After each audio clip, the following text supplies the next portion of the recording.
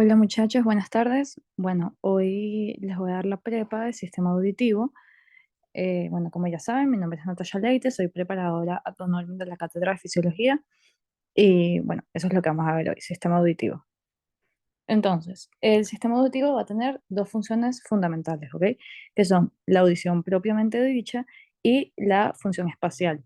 Entonces, la audición es básicamente nosotros poder escuchar cuando una persona nos habla, cualquier sonido que venga del exterior, y la función espacial es nosotros poder reconocer de dónde viene ese sonido. Entonces, en cuanto a las características del sonido, tenemos que el sonido es producido por ondas de compresión y expansión transmitidas en el aire o en cualquier otro medio elástico, ¿ok? Entonces, estas van a ser ondas de presión generadas por las moléculas de aire. Y lo importante de esto es que ellas no, esas moléculas de aire van a sufrir cambios de densidad, que es lo que permiten que se transmita esa onda del aire, más ellas no se van a desplazar. O sea, si nosotros hablamos, las moléculas que están entre yo que estoy hablando y ustedes en este momento, no es que se van a desplazar esas mismas moléculas hasta llegar a ustedes, sino que se van a ir generando ondas que van cambiando la densidad o las presiones de las moléculas que están entre nosotros y eso permite que esa energía se transmita hasta ustedes y ustedes puedan captarlo, ¿ok? Entonces, las ondas del sonido tienen cuatro características principales, que son la forma, fase, amplitud y frecuencia. Entonces, en cuanto a la forma, tenemos que las ondas acústicas tradicionales del sonido puro son ondas sinusoidales, que son esta forma que tenemos acá. Esto es el sonido puro. Sin embargo, los sonidos que nosotros escuchamos, cualquier sonido de la naturaleza, eh, es muy raro que ese sonido sea puro. ¿Ok? Por lo menos un ejemplo de sonido puro pueden ser los diapasón, que se utilizan para hacer las audiometrías. Pero en este caso, eh, los sonidos que nosotros escuchamos en nuestra vida cotidiana van a ser sonidos complejos que están constituidas por varias ondas sinusoidales, ¿ok? Entonces, por lo menos aquí tenemos otros ejemplos de por lo menos el sonido musical, como ven que no es esta onda perfecta sinusoidal, sino que pareciera que tuviese como diferentes ondas solapadas, ¿ok? Al igual que el ruido aquí abajo. Eh, entonces, en cuanto a esto, bueno, más de lo mismo, las ondas complejas son resultado de la sumatoria de varias ondas sinusoidales. Y esa información se transmite hasta el sistema nervioso central eh, por todo el proceso que ya vamos a ver, y a nivel de la corteza auditiva primaria se van a descomponer, o sea, llega fragmentado esas ondas, ¿ok? Entonces nosotros lo captamos, obviamente llega todo combinado a nivel de nuestro oído interno, nosotros logramos de cierta forma descomponer esas ondas en las distintas frecuencias, esa información asciende de manera fragmentada y ya a nivel del sistema nervioso central, eso como que lo volvemos a ordenar. Es más o menos lo mismo que sucede en el sistema visual. Entonces, en cuanto a la fase de la onda, básicamente, para que dos ondas tengan la misma fase, el pico de máximo y el pico mínimo tienen que estar en el mismo punto. Entonces, por lo menos aquí podemos ver que tenemos dos ondas que tienen la misma amplitud porque son igual de grandes, por así decirlo, pero vemos que por lo menos la azul tiene un pico máximo antes que la roja y lo mismo sucede con su pico mínimo, ¿ok? Entonces, eh, básicamente esto nos ayuda o la fase de la onda nos ayuda a identificar el origen del sonido, o sea, desde dónde está viniendo. Y la amplitud de la onda sería parecido a lo que acabamos de ver, pero eso se refiere a qué tan grande, entre comillas, es la onda. Y eso nos da una medida de intensidad, o sea, de volumen. Y aquí podemos verlo, más o menos lo mismo. Eh, tenemos dos ondas en donde evidentemente esta onda azul, que está aquí abajo, tiene una menor amplitud que la onda que está arriba, que es la negra, ¿ok? Pero aquí sí podemos ver que tienen la misma frecuencia, ¿verdad? Porque cuando alcanzan el pico máximo al mismo tiempo y el pico mínimo al mismo tiempo. Entonces aquí tienen misma fase, pero no tienen la misma amplitud, ¿ok? Y la medida de amplitud se mide en decibeles, que como ya les había dicho, es equivalente a la intensidad o al volumen. Y por último, la última característica que tenemos es la frecuencia de la onda. Y básicamente se corresponde al número de ciclos por segundo que se cumplen. Entonces, ya habíamos dicho que la amplitud se expresaba en, en decibeles, mientras que la frecuencia se va a expresar en hertz. Y como ya dijimos, el número de ciclos por segundo, y dependiendo de si el tono es, o sea, si la frecuencia es mayor o menor, entonces nos va a dar el tono, ¿ok? Entonces, si la frecuencia es mayor, como en este caso de aquí abajo, que vemos que tenemos muchos más ciclos por segundo, va a ser un tono agudo, mientras que si la frecuencia es menor y por ende tenemos menos ciclos por segundo, el tono va a ser grave. Ok, siguiendo con relación al espectro audible, básicamente nos habla de que nosotros no tenemos la capacidad de escuchar todos los sonidos que hay en la naturaleza, ¿ok? Nosotros tenemos un espectro desde donde a donde nosotros podemos oír. Y en el caso de los seres humanos, ese espectro va desde 20 Hz hasta 20.000 Hz, ¿ok? Sin embargo, nosotros no escuchamos todo lo que está en este espectro porque hay tonalidades que son muy agudas o muy graves que nosotros no podemos escuchar. Y en verdad, esto es muy generalidad, esto no va a ser pregunta de examen ni mucho menos. Eh, Sin embargo, aquí podemos ver como que la correlación entre la frecuencia, que es en hertz, y la intensidad, que es en decibeles, y vemos cómo hay a cierta frecuencia, que sería aproximadamente entre 1000, 3000, 2000 hertz, que nosotros podemos escuchar los sonidos de menor volumen o menor intensidad, ¿ok? Que sería como que este pico de aquí. Pero realmente en- el umbral o el intervalo de frecuencia de la voz suele estar entre 300 y 3500, ¿ok? Que sería esta zona que está acá. Ok, entonces en cuanto a la estructura del oído en general, eh, bueno, esto es algo que ustedes vieron en Neuronato, entonces en verdad no es que me voy a enfocar demasiado en esto, pero sí siento que es importante que repasemos esto antes de seguir. Vamos a tener un oído externo que está constituido por el pabellón auricular y el conducto auditivo externo. Luego tenemos el oído medio, que va a estar ubicado justo entre el oído externo y el oído interno, y va a estar separado del oído externo por medio de la membrana timpánica y va a estar separado del oído interno por medio de la ventana oval. Eh, y luego tenemos el oído interno, que básicamente es donde se va a generar la transducción de esa señal, ¿ok? Desde esas ondas sonoras hacia un impulso eléctrico que pueda ascender por el sistema nervioso central y ser eh, analizado, ¿ok? Entonces, de, de manera muy general, el oído externo básicamente va a captar y dirigir el sonido. Luego, el oído medio va a ser un adaptador de impedancia, que ya les voy a explicar mejor qué es la impedancia. Y el oído interno va a ser el transductor de esa señal para poder, como ya lo dije, eh, para que se pueda ascender esa información hacia el sistema nervioso central. Ok, en cuanto al oído externo, como ya les había comentado, bueno, está formado por el pabellón auricular, por la concha auricular y por el conducto auditivo. Aquí tendremos pabellón, la concha y el conducto auditivo externo.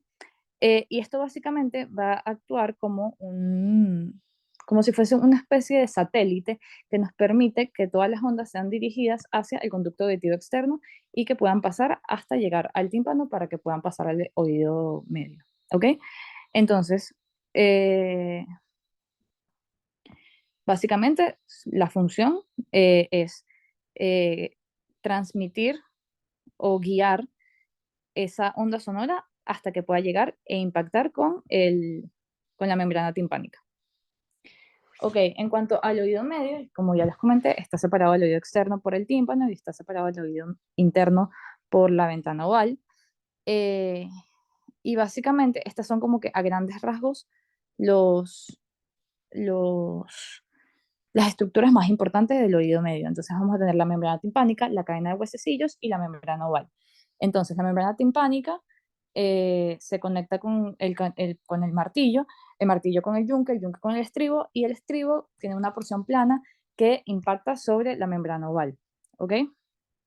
Entonces, todo esto es muy importante en el fenómeno de impedancia, ya que va a permitir que se pueda transmitir esa onda que venía por un medio gaseoso, que es el aire, que se pueda pasar a ese medio sólido, transmitirse por él y luego llegar hasta el oído interno, en donde, como sabemos, hay perilinfa y endolinfa, que es líquido. ¿Ok? Entonces eso va a permitir que no se pierda la onda sonora, no se disipe. Entonces, como ya les había comentado, aquí tenemos el fenómeno de impedancia, que básicamente es la resistencia del medio al movimiento, ¿ok? Entonces, el oído medio va a actuar o sí, va a tener como que una función de adaptador de impedancia. Em, y aquí básicamente lo tenemos. Cuando la onda sonora se propaga de un medio de baja impedancia, como el aire, a uno de alta impedancia, como el agua, casi toda la energía acústica se refleja. Y lo vemos en este cuadrito aquí abajo. Ahí. Ajá, en este cuadrito aquí abajo, en donde si nosotros tenemos dos zonas, por lo menos esta es aire y esta es agua, y viene una onda sonora de aquí, desde el aire, la mayoría se tiene que impactar directo con un medio totalmente distinto, eso va a hacer que la mayoría de esa onda rebote, por así decirlo, y que no se pueda transmitir esa onda. Entonces, el oído medio asegura la transmisión de la onda de un medio aéreo a un medio acuoso. Y esto lo hace por distintas características, ¿ok? Entonces, primero, porque la superficie de la membrana timpánica es 20 veces mayor que la de la ventana oval. Entonces, eso permite como amplificar la señal que se está transmitiendo. Luego, hay un efecto palanca de los huesecillos interconectados entre sí. Y finalmente, se aumenta casi 200 veces la presión con la que llega el sonido de la membrana hacia la membrana oval, o sea, comparando la membrana timpánica con la membrana oval. ¿Ok? Eh, y una forma más fácil de entender esto es por lo menos cuando nosotros estamos en una piscina metidos, si nosotros estamos en la piscina y alguien nos grita desde afuera, las probabilidades de que nosotros la escuchemos son muy bajas, ¿cierto? Pero si nosotros estamos en la piscina y alguien golpea eh, la, el borde de la piscina, las probabilidades de que nosotros lo escuchemos es mucho mayor. ¿Por qué? Porque esa, ese, esa transmisión desde un medio aéreo a un medio líquido es mucho más difícil que de un medio sólido a un medio líquido. Entonces esto es básicamente lo que hace el oído. Venimos de un medio gaseoso o de un medio aéreo, que será la transmisión cuando hablamos, hasta llegar a al conducto auditivo externo. Luego, cuando eso impacta sobre la membrana timpánica y pasa por la cadena, o sea, es transmitido por la cadena de huesecillos, pasa un medio sólido y finalmente, cuando pasa hacia o sea, cuando hay ese impacto del estribo con la ventana oval, entonces ya sí logra transmitirse hacia el medio líquido, que en este caso sería la perilinfa. ¿Ok? Entonces, hay otra cosa que es importante, que es el reflejo estapedial, que básicamente eh, es un reflejo que ocurre con la finalidad de proteger el oído, tanto oído medio como oído interno, a sonidos muy intensos y suele ser activado eh, a partir de sonidos que sean iguales o mayores a 80 decibeles. ¿Ok? Es un reflejo que es bilateral, o sea, sucede en los dos oídos y es polisináptico. Y básicamente lo que sucede es que tenemos dos músculos en el oído medio, que son el músculo del estribo y el músculo tensor del tímpano, y ellos se contraen al momento de que haya algún tipo de sonido que sea mayor o igual a 80 decibeles, y eso lo que permite es que se tense la cadena de huesecillos, se genera un estado de alta rigidez, y lo que no permite es que se transmita desde la membrana timpánica hacia el oído interno esa onda sonora. Evidentemente, si son sonidos que son muchísimo más altos que 80 decibeles, que son dañinos, por lo menos, no sé, bueno, un sonido demasiado alto. Puede ser el motor de un avión sin protección, estar cerca del motor de un avión sin protección. Eso puede generar que haya daño irreversible de estas estructuras. Pero esto es como que un mecanismo de defensa a sonidos de alta intensidad, pero no tan de alta intensidad, ¿ok? En cuanto al oído interno, tenemos que va a estar constituido por eh, la cóclea y el aparato vestibular y los conductos semicirculares. Y la cóclea, que es lo que, o sea, en lo que vamos a hacer énfasis hoy, es un sistema de tubos en espiral que adquiere la forma de un caracol. ¿Ok? Como ya lo vimos, bueno, me imagino que se acuerdan de neuro, pero básicamente es como si tuviésemos tres tubitos unidos y que esos tres tubitos los vamos a enrollar como un caracol, ¿ok? Y eso es lo que nos va a dar las tres rampas. Y presentan conductos o escalas o rampas llenas de líquido, que serían el vestibular y el timpánico, o sea, la rampa vestibular y timpánica, que están, que contienen perilinfa, y la rampa coclear o media, que contiene endolinfa. Entonces, todas estas estructuras van a estar separadas por la membrana basilar y la membrana de Reisner, y ya las vamos a ver un poquito más para acordarnos. Entonces, ajá, aquí tenemos esta imagen perfecta para recordarnos de las rampas. Tenemos, entonces, el canal vestibular va a ser el más superior, el canal timpánico va a ser el más inferior, y el canal medio, canal coclear, va a estar como en el medio. Y el canal vestibular y el canal medio van a estar separados por la membrana de Reisner, que es muy delgadita, y el canal timpánico, la rampa timpánica va a estar separada del canal medio coclear por la membrana basilar, ¿ok?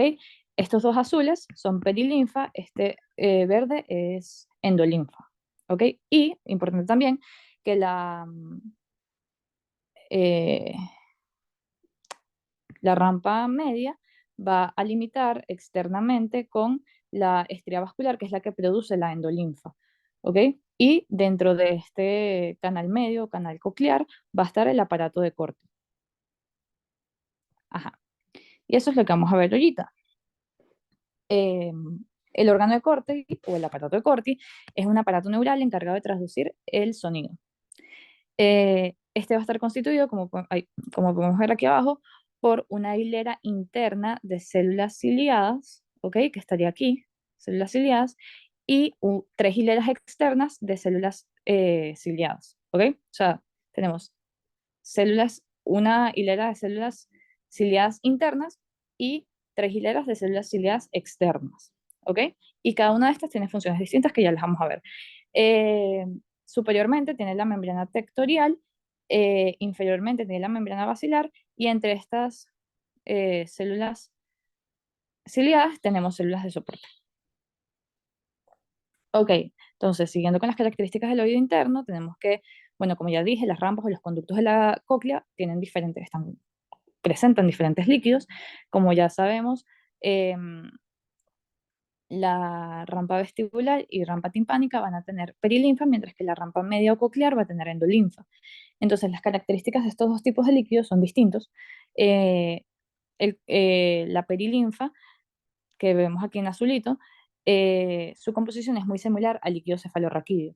Y como podemos ver, tiene alta cantidad o concentración de sodio, mientras que la endolinfa, que es la que tenemos en el conducto medio coclear, su composición se va a parecer mucho a la composición del medio intracelular, que es alto en potasio, ¿ok? Sin embargo, es importante recordar que estos son los dos medios extracelulares, solo que sus características asemejan otros medios, como por lo menos es el caso de la endolinfa, que parece líquido intracelular, pero es un líquido extracelular, ¿ok? Y bueno, como ya lo había dicho antes, la endolinfa es producida por la estría vascular, que está en su porción más externa. Entonces, ahorita sí vamos a pasar a la transducción del sonido. Esto es súper importante. Esto probablemente es en lo que se va a enfocar la profe en sus preguntas en el quiz, entonces es bastante importante que lo manejen. Como ya habíamos mencionado, bueno, esta parte de la transducción del sonido a, va a suceder o lo va a generar las células ciliadas internas. ¿Ok? Eso es importante que se recuerden que están en una misma, o sea, que están eh, organizadas en una sola hilera. Entonces, vamos a ver primero las características de estas células ciliadas, que esto sí es general para todas las células ciliadas. Tenemos en el ápice, vamos a tener estereocilios que están ordenados por tamaño en contacto con la membrana tectorial, que es esta membrana que ya les había mencionado, esta membrana aquí arriba, la azulita. ¿Ok? Entonces, estos estereocilios están ordenados por tamaño y el quinocilio es el de mayor tamaño. ¿Ok? Entonces, si vemos esta célula, ¿ok? Recordamos esa fotico, volvemos acá y volvemos acá, vamos a ver que la parte apical, que son esos cilios, van a estar en contacto con la endolinfa, mientras que la base de estas células va a estar en contacto con la endolinfa, ¿ok? Entonces eso es importante también tenerlo en cuenta porque eso nos va a ayudar en el proceso, o sea, nos va a ayudar a entender el proceso de despolarización y repolarización de estas células. Em, pero lo importante de esto es que estos dos líquidos no se ponen en contacto el uno con el otro porque estas células están unidas con las células de soporte por uniones muy estrechas. Entonces, estos dos líquidos nunca se unan, ¿ok? Pero esta misma célula está en contacto con ambos líquidos, ¿ok? Espero que eso se entienda. Entonces, la transducción del sonido, ¿cómo va a ocurrir? Es que, bueno, ya lo hemos dicho más o menos, pero es que una persona habla, se transmite esa onda por el desplazamiento y los cambios de densidad de las moléculas del aire, llega al pabellón auricular, que actúa como básicamente como un amplificador. eh, entonces se direccionan esas ondas hacia el conducto auditivo externo, ese impacta sobre el tímpano está conectado al martillo, está conectado al yunque, que está conectado al estribo, el estribo golpea la membrana oval, y eso hace que él está conectado con la rampa vestibular, eso hace que se dé un movimiento ondulatorio, esa onda se transmita hacia la perilinfa que está en el conducto vestibular. Y ese movimiento ondulatorio, esas ondas que se van a transmitir, permiten que haya movimiento de la membrana basilar. ¿Ok? Volvemos acá atrás. Membrana basilar, esta membrana que está aquí abajo. ¿Ok? Por debajo o aquí abajo. Por debajo de el órgano de Corti. Entonces, ese movimiento ondulatorio de de la membrana basilar va a permitir que esta ascienda o descienda. Cuando asciende, entonces se da la despolarización de las células ciliadas y cuando desciende se da la hiperpolarización. ¿Ok? Y aquí, de esta forma, con este movimiento de la membrana basilar, es que se puede dar la transmisión de las ondas auditivas. Si no se da el movimiento de la membrana basilar, no hay transmisión del sonido. O sea, no se puede dar todo este proceso de transducción y no se puede transformar ese estímulo en forma de ondas hacia, o sea, que sería mecánico, hacia un estímulo eh, eléctrico. ¿Ok? Entonces, ¿qué es lo que va a pasar específicamente en estas células ciliadas para que se pueda dar la despolarización y la hiperpolarización? Entonces, lo que va a suceder es que en estos son los cilios, ¿ok? Y estos cilios van a tener canales iónicos que aquí podemos ver, estos canales iónicos que están en verdecito, eh, que van a participar en la transducción mecánico-eléctrica de las células ciliadas. Entonces, normalmente, cuando están en reposo, eh, vemos que están en esta posición, que básicamente están cerrados. Los, esto es un cilio, esto es otro cilio, aquí tenemos un canal iónico, aquí tenemos otro canal iónico, y vemos que están unidos por elementos elásticos. En condiciones normales, ellos están cerrados, porque es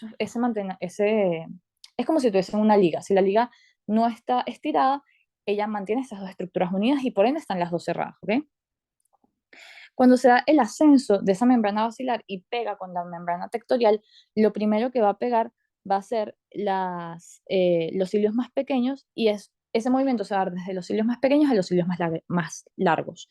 Y eso lo que va a permitir es que se estire esta estructura, esta membrana elástica, esta estructura elástica y permita la apertura de estos canales. ¿Y qué es lo que va a pasar? Exacto, actúa como una compuerta molecular que básicamente permite que entren iones hacia el interior de esta célula ciliada. Los principales iones que van a entrar van a ser calcio y potasio, pero mayoritariamente potasio, ¿ok? Porque recordemos que en esta parte están en contacto con la endolinfa y la endolinfa tiene una gran cantidad de potasio, de moléculas de potasio. Eh, entonces, bueno, nada, esto es lo mismo. Básicamente va a tener el canal es una proteína integral de membrana con un poro selectivo para cationes, que son moléculas positivas. El paso de iones por el poro es regulado por una compuerta molecular y la apertura o cierre de la compuerta se encuentra regulada por la tensión ejercida por el elemento elástico, que es básicamente lo que yo les estaba diciendo de esta liga que está aquí. ¿Ok? Cuando está en reposo, por así decirlo, están cerrados. Cuando se estira, entonces se abren esos canales. Ok, entonces, algo que probablemente les parezca un poco particular es que nosotros siempre que hemos visto despolarización de células, siempre han estado mediadas por otro tipo de cationes, como son sodio o calcio. Entonces, es raro que aquí, en este caso, sea mm, por potasio. ¿Pero por qué? Porque en verdad nosotros siempre que lo vemos es como el potasio nunca está en la parte extra, o sea, sí está, perdón, no es que no está, sí está obviamente en la parte extracelular, pero nunca está en suficientes concentraciones como para que pueda generar un influjo lo suficientemente importante para generar la despolarización de la célula. Normalmente esos cambios los llevan otros cationes, como son el sodio. Entonces, ¿por qué aquí es diferente? Bueno, si nosotros nos podemos a ver las características de cada uno de los compartimientos, entre comillas, eh, que tenemos a nivel del oído interno, a nivel de la cóclea más específicamente, tenemos que por lo menos la perilinfa, todo esto se va a comparar con la perilinfa. Entonces, la perilinfa tiene aproximadamente su carga es de 0 milivoltios. Vamos a medir así, perilinfa 0 milivoltios. Pero la endolinfa, en comparación con la perilinfa, que es nuestro cero, tiene una carga de más 80 milivoltios. Y el, el contenido intracelular de las células ciliadas es de menos 45 milivoltios. Y todo esto, si nosotros nos sumamos y nos ponemos a comparar la diferencia entre la endolinfa y las células ciliadas, vamos a tener un potencial que se le llama el potencial endococlear, que básicamente va a ser de menos 125 milivoltios. Entonces, la diferencia entre estos dos compartimientos, ¿ok? Que es donde está ocurriendo este proceso de transducción, va a ser de menos 125 milivoltios. Entonces, eso es muchísimo y esa es la razón por la que se puede dar este influjo de potasio, porque sí, en el o sea, aquí en la endonifa hay mucho potasio y en el interior celular también hay mucho potasio, pero no se va a dar por un gradiente de concentraciones, ¿no? Sino se va a dar por eh, el gradiente eléctrico, o sea, la diferencia tan grande eh, que hay entre estos dos compartimientos, ¿ok? Entonces, eh, ajá, básicamente, bueno, ¿cómo vas? O sea, ya sabemos que esto se da porque, bueno, el movimiento de la membrana basilar pega con la membrana tectorial, se mueve desde los más chiquitos a los más grandes, de los cilios, eso permite que se estiren estos elementos elásticos, se dé la apertura de estos canales y estos canales iónicos y se dé un influjo, una entrada de cationes, específicamente calcio y potasio, pero en mayor medida potasio, ¿cierto? Entonces, estamos aquí. Entran los canales de potasio, eh, se abren los canales de potasio, entra potasio a la célula y esta se despolariza. Y como lo hemos visto siempre, se va a despolarizar a medida que va entrando, se va despolarizando la célula, se va despolarizando la célula, eh, hasta que llega acá a canales de calcio que son dependientes de voltaje.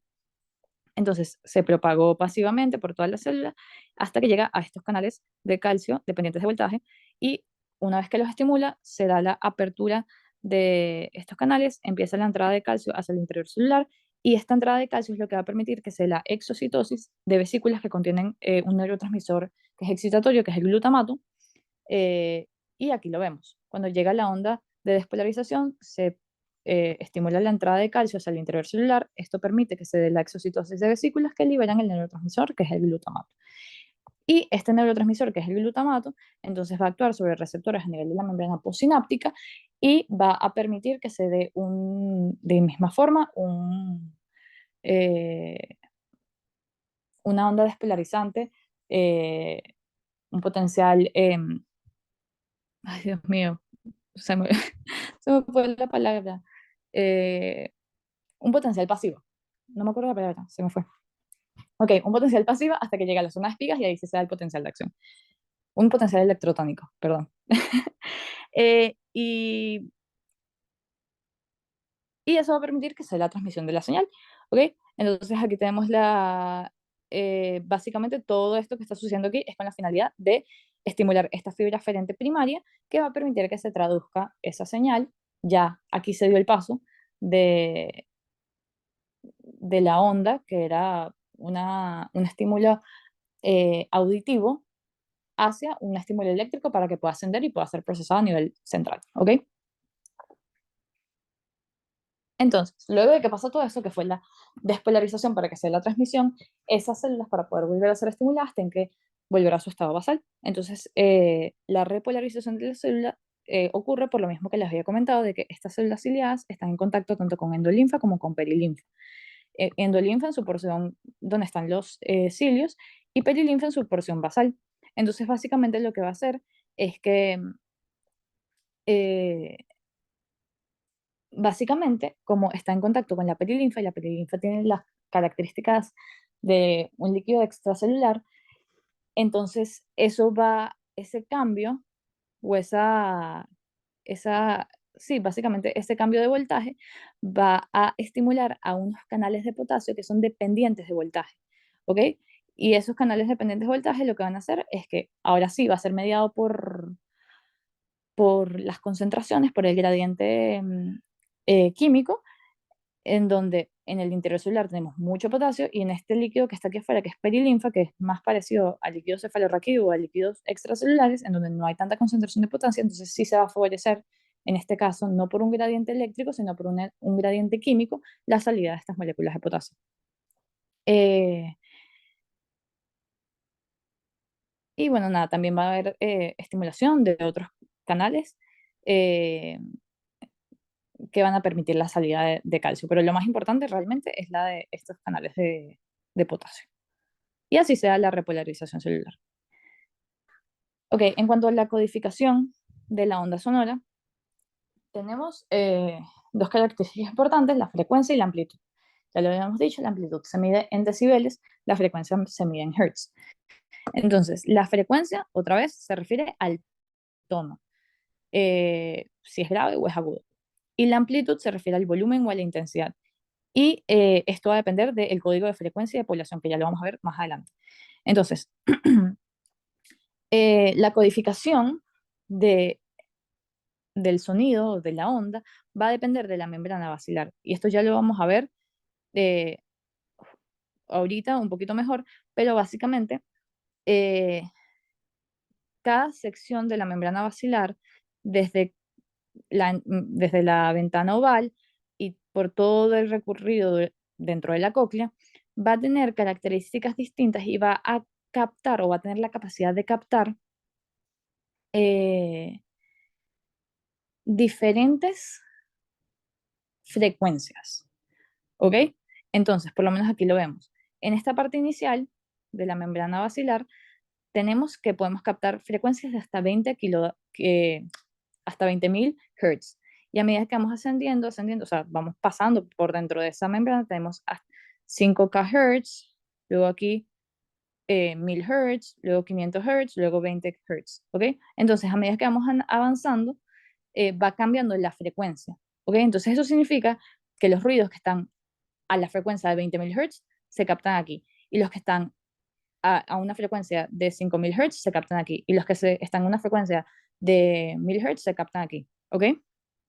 Entonces, ya entendiendo eso, básicamente los tonos de alta frecuencia, que son los agudos, se van a captar a nivel del inicio de la cóclea, que sería aquí los de 20.000 Hz, y los de baja frecuencia, que son los más graves, son los que se van a captar ser más cercanos del apex, ¿ok?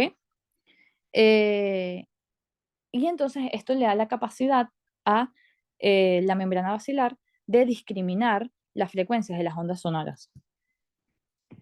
Entonces, la frecuencia, vamos a seguir con lo mismo, la frecuencia de la onda sonora, lo que estaba diciendo antes, la membrana basilar tiene la capacidad de discriminar entre las frecuencias que se miden en hertz de las ondas. Luego de la estimulación, solo se van a estimular de forma eficiente a ciertas células ciliadas. y eso va a depender de la frecuencia de la onda. Entonces, si nosotros por lo menos tenemos aquí, bueno, exacto, aquí lo vemos como si estuviese, si agarramos esta cóclea y las tiráramos, ¿ok? Entonces aquí tenemos la base y aquí tenemos el ápex. Recuérdense, aquí es lo más agudo, aquí es lo más grave. Si nosotros vamos, si escuchamos un sonido y nosotros vamos avanzando y ese sonido está, por decirles algo, en 1600 Hz, que es esto, ella va a pasar, va a pasar, va a pasar, va a pasar, y aquí es que se van a estimular de forma más fuerte las células ciliadas y la membrana basilar. Y va a haber un fenómeno que se llama fenómeno de resonancia, que ya lo vamos a ver, que básicamente va a permitir que esto se intensifique para que pueda ser captado por estas células. Pero ella va a ir pasando, va a ir pasando, va a ir pasando, va a ir pasando, y sí se va a ir estimulando, pero se va a estimular más fuertemente en la zona que coincida con la frecuencia de la onda que estamos escuchando. Entonces, esto le da a la cóclea y a la membrana basilar, más específicamente, una organización tonotópica, ¿ok? Que básicamente tiene distintas, para las distintas zonas de la membrana basilar, a medida que, o sea, sí, a medida que está completa la cóclea, van a haber distintas zonas que eh, pueden escuchar o pueden captar distintas frecuencias o distintos tonos. Entonces, evidentemente, no, las cosas que nosotros escuchamos no están en un solo tono, tienen distintos tonos, y sucede lo mismo que con las ondas sonoras. Y es que básicamente un sonido complejo generará la vibración de la membrana basilar en distintos puntos, porque esto también tiene que ver con que esas ondas se van a ir eh, di, no disociando, pero van a ser captadas de forma independiente, por así decirlo. Entonces eso nos permite o permite que a nivel de la membrana basilar o a nivel de la cóclea nosotros podamos distinguir los diferentes tonos individuales que van a estimular zonas específicas de la membrana. Ok, entonces esto sigue siendo lo mismo, eso sería la teoría del lugar, que permite explicar la capacidad de analizador de frecuencia de la membrana basilar, que es lo mismo que ya habíamos comentado antes. Entonces, cualquier onda hará vibrar la membrana en cualquier punto, pero en la zona que corresponda con una frecuencia, con la misma frecuencia de esa onda, eso permitirá que vibre de forma más marcada. ¿Ok? Entonces, como ya les dije, en toda la membrana basilar va a vibrar, pero cuando llegue a la zona que corresponde exactamente con la onda, con la frecuencia de esa onda, entonces ahí va a vibrar de forma más marcada. Eh, y eso es lo que llamamos el fenómeno de resonancia, que básicamente sucede cuando la frecuencia de la onda coincide con la frecuencia de vibración de la membrana basilar y esto genera una vibración máxima. Cuando esas dos zonas, o sea, cuando esa zona, esa onda que se está transmitiendo, finalmente llega a la zona de la membrana basilar que, que está a la misma frecuencia, entonces eso va a hacer que vibre de forma más marcada. Entonces, ¿qué determina que la onda haga vibrar la membrana basilar en determinado punto? Esto es porque la membrana basilar a lo largo de toda su extensión va a tener distintas, o sea, diferencias en grosor y tensión que va a permitir que básicamente va a permitir que se pueda diferenciar la frecuencia. Y estas son características que son diferentes en las distintas zonas de toda la membrana basilar, ¿ok? Entonces, eso es lo mismo que sucede con los instrumentos. Yo no soy música, no voy a intentar explicarlo, pero es básicamente eso. O sea, tanto el grosor, por lo menos los instrumentos de cuerda, que tengan un grosor específico y la tensión de esas cuerdas va a permitir que los sonidos que hagan sean más graves o más agudos. Entonces, esto es básicamente, o sea, es muy parecido a eso, pero evidentemente tomando en cuenta que como si la membrana basilar fuese una cuerda eh, corrida, por así decirlo, que en sus distintas zonas va a tener diferencias tanto en grosor como en tensión.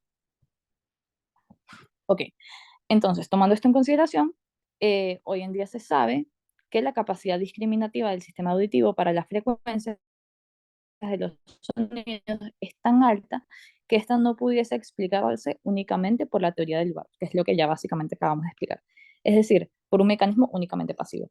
Como es tan específico este mecanismo, esta capacidad que tenemos, no puede ser que esta sea la única razón por la que nosotros tenemos es tanta especificidad con los sonidos, con esa distinción de las frecuencias. Entonces, se cree que hay otra razón por la que nosotros podemos captar esos tonos de forma tan específica. Y es a lo que vamos ahorita, que sería la sensibilidad del oído y su alta capacidad discriminativa para los tonos surge de un proceso biomecánico activo. ¿Ok? Entonces, no solamente esto de la membrana basilar, sino que hay otro proceso. Eh, y aquí es donde entran las células ciliadas externas, que son los candidatos más probables para mediar este proceso activo, del cual se conoce muy poco. Pero lo que se conoce es lo que vamos a ver ahorita a continuación. Entonces, vamos a básicamente recordar lo que hemos visto, células ciliadas internas, nos acordamos de que ellas son las que median el proceso de transducción, tenemos aquí. Entonces, ellas constituyen los verdaderos receptores auditivos y el 95% de las fibras aferentes del nervio auditivo que proyectan al encéfalo salen de ellas. Entonces, recordemos que las células ciliadas internas están en una hilera y ellas realmente constituyen el 25% de las células ciliadas de todo el sistema auditivo, o sea, son la minoría.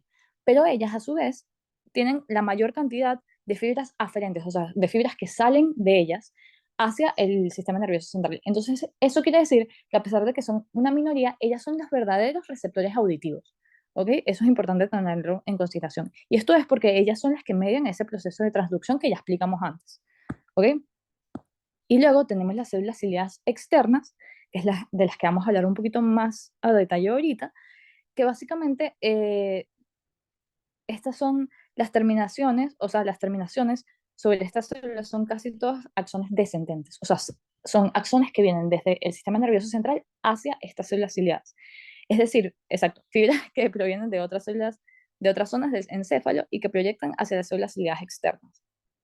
Y esto significa que ellas están estimuladas por el sistema nervioso central. Y eso va a ser importante, ahorita más adelante se los voy a explicar. Y estas, las células externas, son las que constituyen la mayoría de las células ciliadas del sistema auditivo, que son aproximadamente 75%. Pero de ellas solo salen 5% de las fibras aferentes.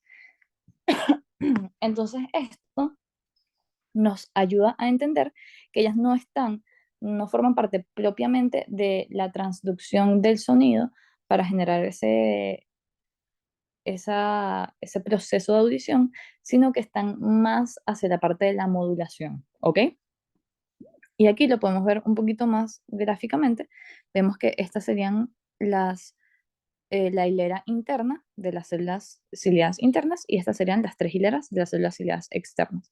Y ven cómo estas células tienen una gran cantidad de aferencias, mientras que las aferencias de las células ciliadas externas son mucho menores, ¿ok? Ujú.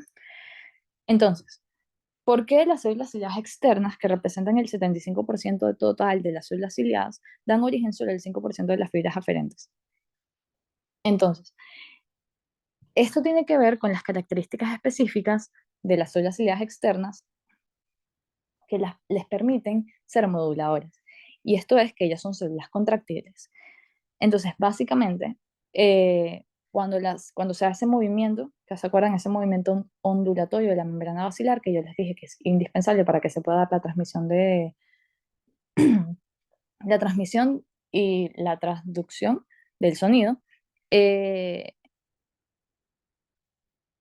van a suceder dos cosas, ¿ok? Cuando sea ese movimiento de la membrana basilar. Primero, lo que ya vimos hace poquito, que es que esas células ciliadas internas, luego de que se despolarizan y pasa todo el proceso que ya explicamos, van a liberar glutamato y esto va a permitir básicamente que se pueda activar la célula postsináptica o esas fibras eh, ascendentes, y se pueda transmitir la información hacia el sistema nervioso central. Pero al mismo tiempo, otra cosa que va a suceder es que estas células ciliadas externas se van a contraer, porque ellas tienen esa capacidad contráctil, ¿ok? Em, y esto va a favorecer la oscilación de la membrana basilar en este punto. O sea, lo que ya estaba sucediendo con la resonancia, ¿se acuerdan que teníamos como que la onda tiene una frecuencia, entonces llega a una zona específica y como tiene la misma frecuencia, entonces eso permite que como que vibre más de forma más marcada? Ok, a eso se le va a sumar que ahora estas células ciliadas externas se van a contraer y eso va a permitir que esa zona de la membrana vibre aún más. Entonces eso va a permitir que se pueda dar esa distinción más específica de los tonos. ¿Ok? Entonces, en resumen, las células ciliadas externas son parte del proceso activo de la modulación de la capacidad de vibrar de la membrana basilar. El ascenso de la membrana basilar genera en ellas, básicamente, eh, un potencial receptor que va a permitir la contracción de las células ciliadas externas. La contracción de las células ciliadas externas se da por la entrada de calcio hacia esas células, entonces se va a dar la activación de proteínas contráctiles, que es la prestina, eh, y eso genera básicamente la contracción, genera los movimientos y permite que se mantenga como que esa vibración. Eh, entonces, el sonido que llega a la corteza se escucha primero por las células ciliadas internas, o sea, ellas son las primeras que transmiten, pero luego se escucha mejor o se logra como distinguir mejor por la acción de las células ciliadas externas. Entonces, ambas son importantes y ambas de cierta forma trabajan en conjunto para poder hacer que ese estímulo llegue de forma más específica al sistema nervioso central. Y lo otro que es importante, y que ahí entran las eferencias, que les dije que tenían muchas eferencias que vienen desde el sistema nervioso central, es que eso nos va a permitir controlarlas de forma voluntaria y nosotros poder enfocarnos en qué es lo que escuchamos o darle prioridad de cierta forma a qué es lo que escuchamos. Entonces eso es como el ejemplo que siempre pone la doctora Gago en su clase es cuando estás en un concierto o estás escuchando música y tú mismo, a pesar de que la música tiene varios instrumentos y tiene varias cosas, tú te puedes enfocar eh, en un instrumento específico o en una voz específica. Eso es porque tu cerebro envía señales por esas vías descendentes que estimulan a esas células ciliadas externas y permiten como que de todo lo que está llegando, como que, ok, yo me voy a enfocar en esto. Entonces, se prioriza, por así decirlo, un sonido y es lo que nos permite tener como que ese control voluntario sobre lo que escuchamos. Y ok, esto es básicamente todo lo que acabamos de ver, pero juntos, y es, tenemos el estímulo, ese estímulo, como ya habíamos dicho, pasa por todo lo que ya habíamos comentado, se da el movimiento de la membrana basilar, que en un primer lugar va a estimular a la célula ciliar interna. Se genera el potencial se genera la flexión de los cilios primero, luego el potencial receptor, se da la despolarización de la célula, se libera el glutamato y eso permite que se dé la transmisión de la señal sensorial. Y al mismo tiempo, entonces tenemos que se estimula también por este movimiento de la membrana basilar, la flexión de los cilios de la célula ciliada externa, se genera el potencial receptor y esto permite que se dé la contracción del cuerpo celular. Pero al mismo tiempo, si nosotros tenemos un estímulo eferente, nosotros podemos voluntariamente decidir de cierta forma cuáles sonidos, en cuáles sonidos enfocarnos. Y esto lo que permite es que esta contracción del cuerpo celular, de las células ciliadas externas, nos permite generar un movimiento amplificado de la membrana celular, de la membrana basilar, perdón, que básicamente nos permita amplificar esta distinción. Entonces, en cuanto a la codificación del volumen de la onda, que el volumen tiene que ver con la amplificación, con la amplificación, no, con la amplitud y con la intensidad, el sistema auditivo es capaz de codificar la intensidad del estímulo, es decir, la amplitud de la onda, por diferentes formas. Entonces tenemos el código de frecuencia y el código de población. Entonces, el código de frecuencia quiere decir que mientras mayor sea la amplitud de la onda, o sea, mayor volumen, mayor intensidad, mayores decibeles, mayor será la oscilación de la membrana basilar, o sea, el movimiento. Y esto producirá una mayor despolarización de las células ciliadas y por lo tanto una mayor frecuencia de potenciales de acción en la fibra aferente primaria. ¿Ok? Bastante sencillo, o sea, entre mayor sea la amplitud de la onda, mayor volumen, mayor intensidad, eso haya que haya mayor despolarización y que sea mayor la frecuencia de los potenciales de acción que llegan hasta el sistema nervioso central. Mientras que el código de población básicamente nos dice que al aumentar la amplitud de la oscilación de la membrana basilar, otra vez lo mismo, se van a estimular más células ciliadas cercanas al punto de resonancia, por lo que se van a reclutar más fibras aferentes primarias y esto se interpreta como un mayor volumen. Entonces, eso es lo mismo, o sea, mayor frecuencia, van a haber mayor disparos y eso va a ser captado a nivel central como que es más alto, o sea, mayor volumen. y esto sea por código de frecuencia y por código de población. Entonces, aquí con las vías ascendentes de la información, esto no me voy a detener demasiado ni me voy a afincar demasiado porque esto ustedes lo tienen que ver en neuro y realmente en fisio lo que se pregunta sobre estas vías son cosas muy particulares, que es lo que les voy a dar ahorita, pero no se pongan a intentar aprenderse la vía completa y todos los entrecruzamientos porque en verdad no, tipo eso no, no se les van a preguntar, ¿ok? Entonces, básicamente la inervación del órgano de Corti, tenemos la activación de las células ciliadas, tanto internas como externas, eh, va a estimular fibras aferentes cuyos cuerpos neuronales se encuentran en el ganglio espiral. Estas células son bipolares, entonces aquí tenemos el ganglio espiral, que va a tener una proyección hacia las células ciliares y otra proyección hacia el bulbo raquídeo. Entonces, básicamente, eh, es eso, se conectan, llegan hasta al núcleo coclear, son neuronas bipolares y este es en el caso de las internas, este es el caso de la externa, pero es básicamente lo mismo. El cuerpo celular está a nivel del ganglio espiral y llegan hasta el núcleo coclear que está a nivel del bulbo raquídeo. Y luego estas van a ascender por unas vías que son espantosas, que las vemos aquí, eh, pero lo importante de esto realmente es, primero, que se entrecruzan muchísimo estas, o sea, estas vías cuando ascienden se intercruzan muchísimo. Eso es lo primero que tenemos que tener claro. Luego, que hacen eh, revelo, relevo a nivel del núcleo geniculado medial del tálamo, ¿ok? Eso es lo segundo que tenemos que tener en cuenta. Y lo tercero es que de este tálamo parten y llegan hacia la corteza auditiva primaria, en el lóbulo temporal. Esas son las tres cosas más importantes que hacen relevo en el tálamo, específicamente en el núcleo geniculado medial del tálamo, luego que de ahí salen a la corteza auditiva primaria que queda en el lóbulo temporal y finalmente que se entrecruzan mucho. Eso es lo que tenemos que tener en cuenta. Por esta misma causa de que se entrecruzan muchísimo las fibras, realmente si nosotros tenemos daño en la corteza auditiva de un solo lado, eso no va a generar problemas en la audición, porque como las fibras vienen de ambos lados y en verdad es como que todo se enreda subiendo, no va a haber problema más allá en la audición. Pero eh, que estas vías estén indemnes y que cada uno de estas cortezas esté indemne, depende que nosotros tengamos la capacidad de distinguir de dónde viene un sonido, o sea, de poder saber si el sonido viene de la izquierda o viene de la derecha. Ok. eh, ajá. En cuanto a la organización tonotópica de la corteza auditiva primaria, igual que sucedía a nivel de la membrana basilar, que tenía como que esas distintas zonas que medían distintas frecuencias, va a ser bastante similar a nivel de la corteza auditiva primaria, que como ya dijimos está en el lóbulo temporal. Básicamente tiene una organización tonotópica que la podemos ver esquematizada, en donde básicamente cada una de esas zonas mide una frecuencia distinta.